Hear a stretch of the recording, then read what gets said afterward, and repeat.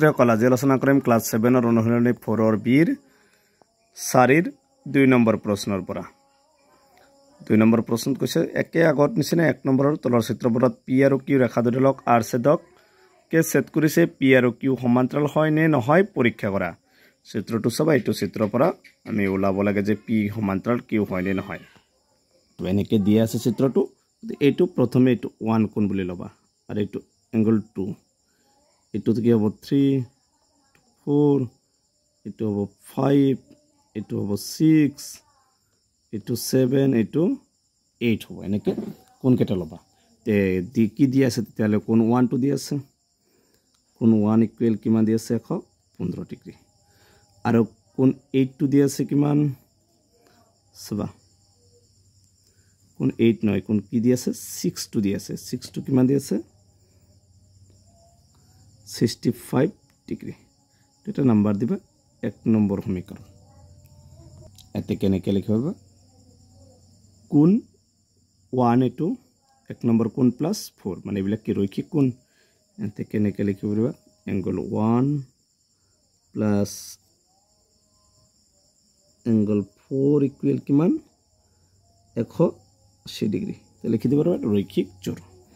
এতে সবা কোন 1 2 মান টু বহাই দিম 1 মানে কিমান দি আছে 115 degree plus angle 4 equal 180 degree তে লিখি দিব পাৰবা ৰৈখিক জোড়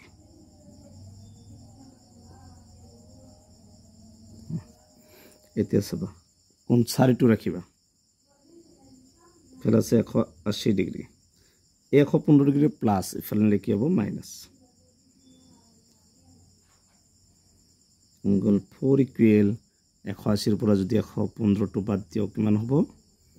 এক ধৰি গলে 10 ৰ পৰা 5 গলে 5 এ থাকিলে 7 ৰ পৰা 1 গলে 6 কিমান হ'ব 65 ডিগ্ৰী আচ্ছা আগত এইটো 1 নম্বৰ দিছিলে গতে এইটো দিব না লাগে যেটো 65 পাইছে এইটো দিবা 1 নম্বৰ সমীকৰণ এইটো দিবা 2 নম্বৰ সমীকৰণ তো মিল আছে দুটা 65 65 আছে গতিকে লিখিব পাৰিম এংগল 6 ইকুৱেল কি লিখিব পাৰিম এংগল 4 দেখে 1 আৰু 2 ৰ পৰা কি হ'ব এংগল 6 ইকুৱেল এংগল 4 এইটো লিখিব পাৰিবা কাৰণ যেহেতু তো এংগল 6 নম্বৰ কোণটো আৰু 4 নম্বৰ কোণটো সমান বুলি কৈছে যেহেতু কি কোণ দুটা কি সমান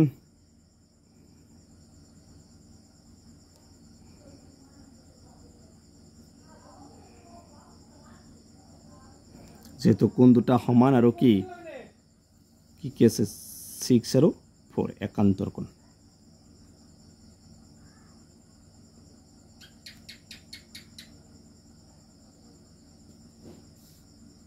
সমান আৰু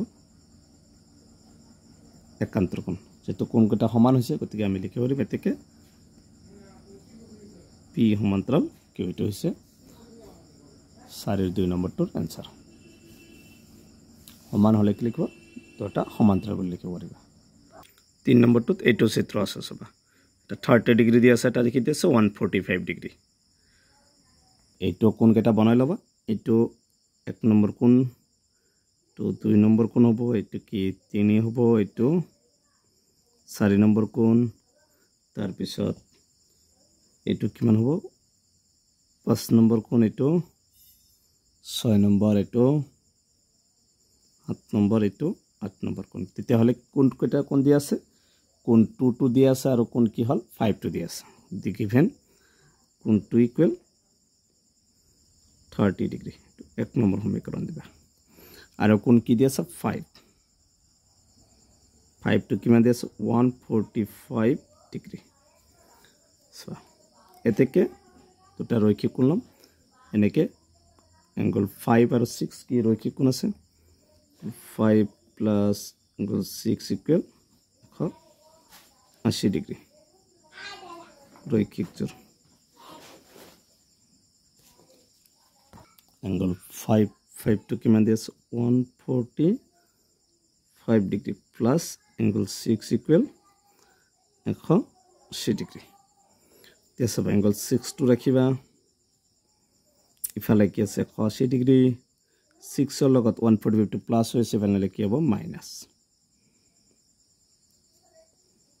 বা এংগল 6 ইকুৱেল 180 পৰা কি 145 টো মাইনাস কৰিবা তাৰ পৰা 10 পৰা 5 গলে 5 ইয়া থাকিল 7 7 পৰা 4 গলে 3 কিমান হল 35 ডিগ্ৰী এবাৰ চাবা এই এংগল 2 আৰু 6 টো একে ওলাইছে না 2 ত আছে 30 ডিগ্ৰী 6 ত কি আছে 35 ডিগ্ৰী গতিকে লিখিবা যেহেতু কোন দুটা অনুৰূপ কিন্তু সমান নহয় কোন দুটা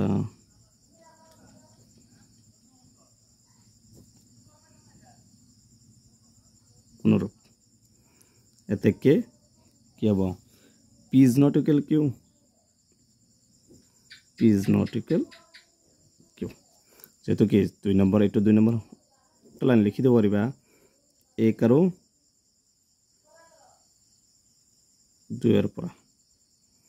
কি হব angle 2 equal এক নম্বরতে angle 2 equal is not equal কি angle 6 এই লাইনটো লিখি দিব পাৰিবা গতিকে কোন দুটা কি অনুরূপ কিন্তু p is not equal q যেহেতু দুটা মিল নাই বেলেগ বেলেগ আছে এটা হচ্ছে 3.5 নম্বৰটোৰ आंसर গতিকে আজিৰ ভিডিওটো এখিনি ইয়াৰ পিছত 5 নম্বৰৰ পৰা আলোচনা কৰিম তোমালোকে ভিডিওটো লাইক কৰিবা চেনেলটো সাবস্ক্ৰাইব কৰিবা 3.5 নম্বৰ হ'ব 3.5